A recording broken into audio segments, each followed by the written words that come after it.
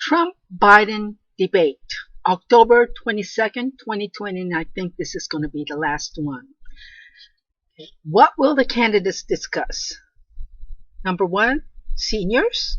Two, business and economy, and that could include politics, regulation, infrastructure, agriculture, debt, taxation, oil industry transformations, and reforms going into post-election era. Number three, administrative accomplishments. You know who that's going to come from. And number four, the tone of the debate and the aftermath.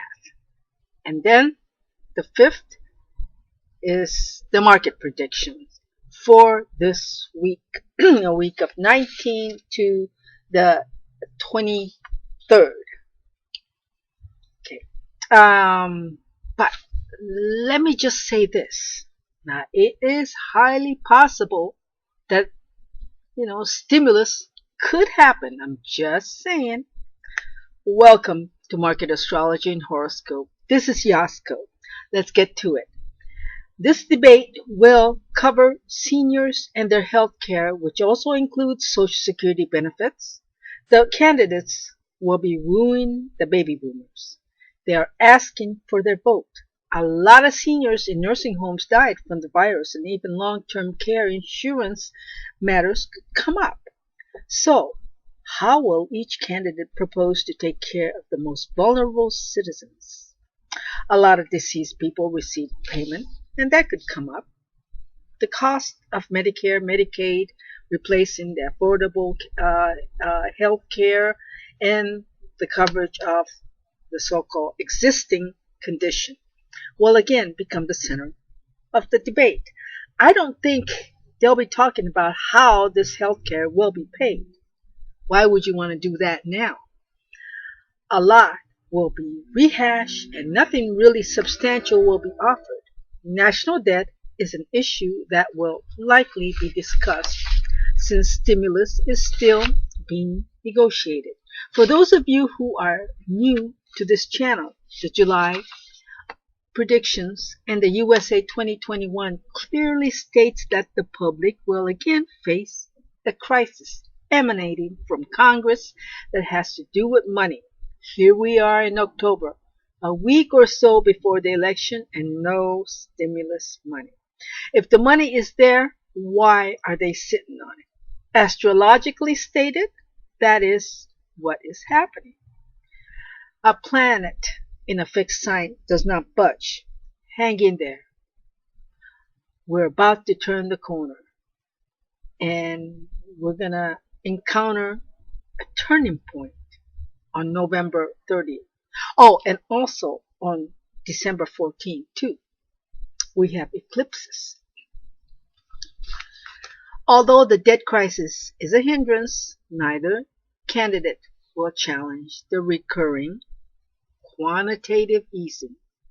Joe Biden, as a Democrat, can't be on the side of the big business that does not pay its fair share of taxes. He stands for taxation. Donald Trump stands for cutting taxes and will likely say that Biden will eliminate the Trump tax cut.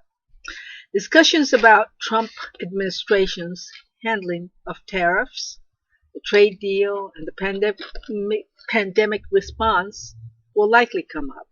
Unemployment, of course, is going to come up, along with the type of recovery, U-shape, V-shape, W-shape, whatever shape. Trump will lay out his economic recovery plans. He will likely remind the people of his economic accomplishments across the racial lines. He will really hone in on his economic plans, especially in the infrastructure arena.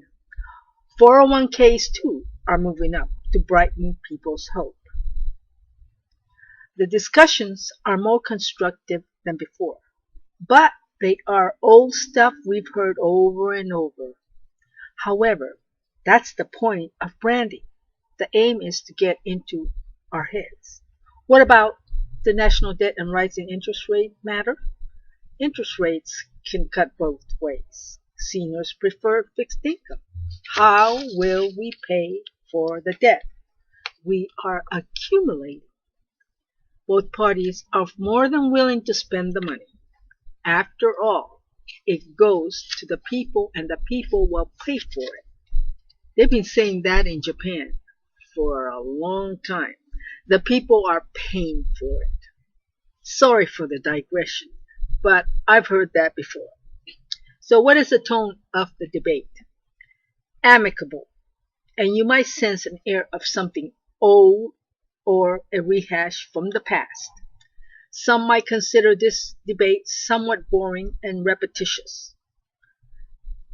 Do yourself no harm is the tone of the debate. They are both conservatively postured. Neither one wants to commit a faux pas. Mail-in ballots, increasing virus cases, polling stations closing, and contested election results will come up, but again, the tone is somber. Excuse me.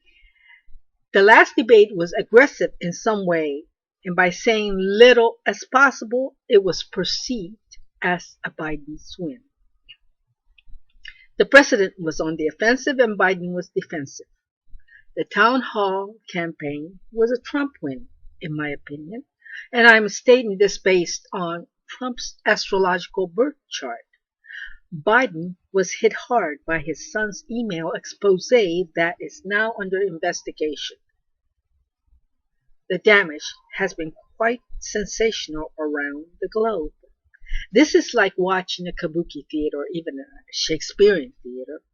Have you noticed that the media, both social and traditional, is highly active, probably making a lot of money? Without the involvement of the social media giants, this election would be dull, and in this pandemic environment, not many voters will turn out to vote. However, with Trump as the star, the media all over the world is busy and again making money. The planets are directing this play. I'm not being facetious, but think about it. This is almost unreal. What a phenomenon. Neither candidate can be considered glorious this time around, although Trump will likely be in a favorable position. I know what you're thinking. You're going to say, Yasko, Biden is leading in the polls. Yes, and I saw that. But I am reading astrology. This is because Biden is going into an astrologically unfavorable period. However, I must add that 2020 is not a good year for Trump, and I've said that before, but for now, the stars favor him. I still like to see him postpone this election. We all have good days and bad days, so don't shoot the messenger. This is an astrological reading. If the second debate, had occurred, Trump would have been the winner simply from the astrological aspect. That was evident from the town hall debate and the October surprise about Biden's son. Now, let's get to the aftermath. It can be somber to depressing. That's the scale, depending on how the next lunation strikes. For Biden, there will be a striking blow at the end of the month that will bring about an unexpected event causing an about-face moment. Now, let's get to the market predictions. Let me first caution you that Mercury and Mars are retrograde and I could overlook something. So just keep in mind that I could make an error. Having said that, let's take a shot at another speculative prediction. The market moves are just based on the stimulus rally. There could be a secret money deal that could influence our pocketbooks. This could be the stimulus that hits you unexpectedly, so be alerted. Say I'm wrong. You still can't lose by being on the lookout and be ready to pull that trigger. So let's start. Monday the 19th, the market will likely rise as the shorts will not want to be on the wrong side. Tuesday, the markets could continue to rise and the shorts could get squeezed, having cover. Overall, it feels like the bulls are still in control. Now, Wednesday, the bulls continue to push the markets higher. The banks and retailers are doing okay despite complications in the debt arena. However, the techs are favored. Thursday, there's optimism and the bulls seem to be in control. Basically, this is not a bear market. I'm talking about this week. The bears are not in control. Well, we're going in to that next debate, which is Thursday, and there's optimism, and the bulls seem to be in control.